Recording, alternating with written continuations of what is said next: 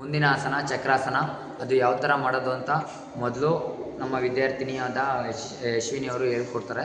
ಆನಂತರ ಅದಕ್ಕೇನು ಬೆನಿಫಿಟ್ಟು ಅಂತ ನಾನು ಹೇಳ್ತಾ ಹೋಗ್ತೀನಿ ಮೇಡಮ್.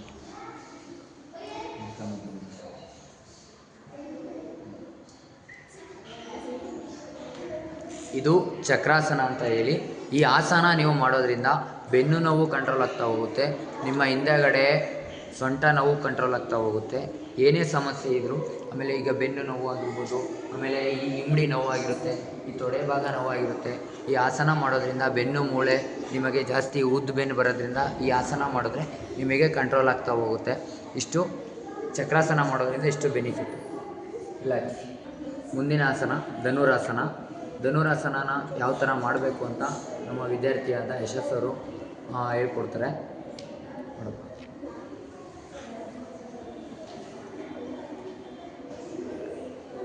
ಕಾಲನ್ನ ಫುಲ್ಲು ಬಿಗಿಯಾಗಿ ಇಟ್ಕೊಂಡು ಕತ್ತು ಮೇಲೆತ್ತಿರಬೇಕು. ಈ ನಿಮ್ಮ ಮಧ್ಯದ ಭಾಗ, ಹೊಟ್ಟೆಯ ಮಧ್ಯದ ಭಾಗ ಇರೋದ್ರಿಂದ ನಿಮಗೆ ಹೊಟ್ಟೆ ನೋವು ಕ್ಲಿಯರ್ ಆಗ್ತಾ ಹೋಗುತ್ತೆ.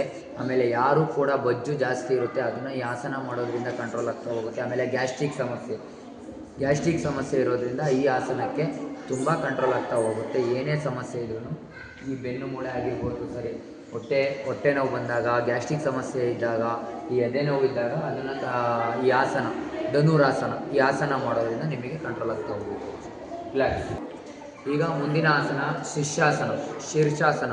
ಅಂದರೆ ಈಗ ನಿದ್ದೆ ಯಾರಿಗೆ ಬಂದಿರಲ್ಲ ಅದನ್ನು ಈ ಆಸನ ಮಾಡೋದ್ರಿಂದ ಫುಲ್ಲು ಕಂಟ್ರೋಲ್ ಆಗ್ತಾ ಹೋಗುತ್ತೆ. ಆಮೇಲೆ ಯಾರು ಜ್ಞಾಪನ ಶಕ್ತಿ ಹೆಚ್ಚಾಗಬೇಕು ಅಂದರೆ, ಈಗ ಮಕ್ಕಳು ತುಂಬ ಜನ ಓದಲ್ಲ, ಅವರಿಗೆ ಯಾವ ಥರ ಜ್ಞಾಪನ ಶಕ್ತಿ ಹೆಚ್ಚಾಗಬೇಕು, ಆಮೇಲೆ ಕಣ್ಣು ನೋವು, ಕಿವಿ,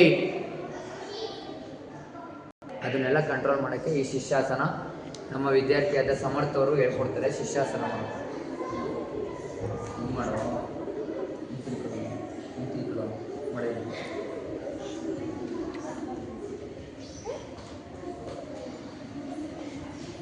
ಈ ಶೀರ್ಷಾಸನ ಈ ಆಸನ ಮಾಡೋದ್ರಿಂದ ನಿಮಗೆ ಜ್ಞಾಪನ ಶಕ್ತಿ ಹೆಚ್ಚಾಗ್ತಾ ಹೋಗುತ್ತೆ.